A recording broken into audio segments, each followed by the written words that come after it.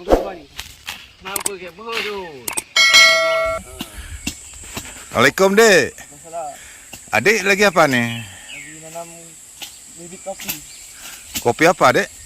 Kopi Liberica. Ini lubang sudah disediakan terlebih dahulu. Ah, Hari ini Rizky cuma menanam dia. Belajar menanam kopi.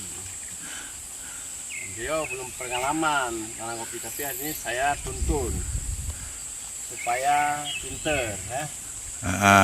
Jadi semua bisa dia. Anak muda sekarang harus semua bisa. Bisa menanam tanaman, bertani, bisa sebagai koki, ntar jadi koki, ya. Bisa sebagai wirausaha dagang misalnya, bisa perbaiki kendaraan, semua bisa lah. Ya, jadi harus memiliki segala skill, totalitas. Jadi kalau kopi ini, Bang, kira-kira berapa tahun bisa berbuah? Dengan perlakuan tertentu khusus dalam jangka waktu 3 tahun ada buah. Mungkin bisa lebih cepat karena cuaca di Lantubani cocok. Udah kita tanam sebagai sampel, ternyata cocok, maka kita kembangkan. Sebelumnya di sini kawasan ini kita udah tanam 2 macam, yaitu Arabica, kemudian Robusta. Robusta ini sebagian berasal dari dataran tinggi Tangsi, sebagai tempat kampung halaman saya ya. Ternyata di sini juga cocok, buahnya juga lebat.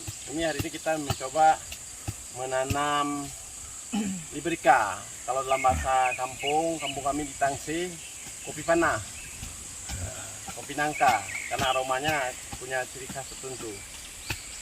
Meski ya, sebenarnya kalau pola tradisional kopi ini tinggi dia. Pohonnya bisa sebesar pohon nangka, bisa sampai diameternya 20 cm. Tapi kita coba robah supaya rendah. Mungkin pohon akan besar, tapi proses besarnya agak lama. Kita pangkas. Ya. Dek, nanamnya kok begitu? Biasa kan ada gunduan. Ini kok rendah? Ini sengaja kita buat agak rendah supaya kalau ada hujan ketahan humus. Humus itu vitamin tanah yang mengandung dalam tanah ini, kita bawa air tergenang sini. Kalau kita buat gunduan, kalau pola-pola tertentu orang buat gunduan, itu nggak perlu, justru menjadi penyakit karena akan menjadi sarang semut. Dengan pola agak rendah dikurangi, ini dibuat rendah, jadi yang air mengalir terbawa humus mengendap di sini dah. Jadi ini juga salah satu proses supaya menjaga kelembaban dia. Humus itu menyimpan kelembaban. Jadi seperti inilah kita buat polanya. Mudah-mudahan ini akan cepat sembuh dia.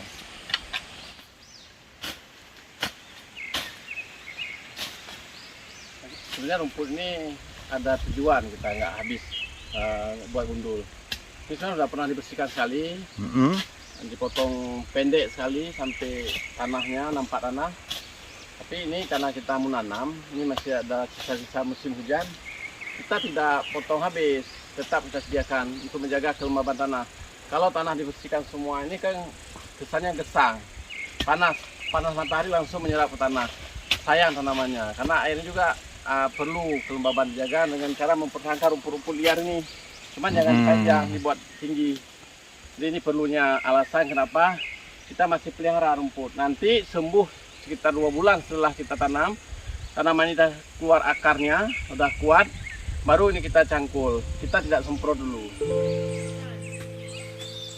Nampaknya udah iya kan.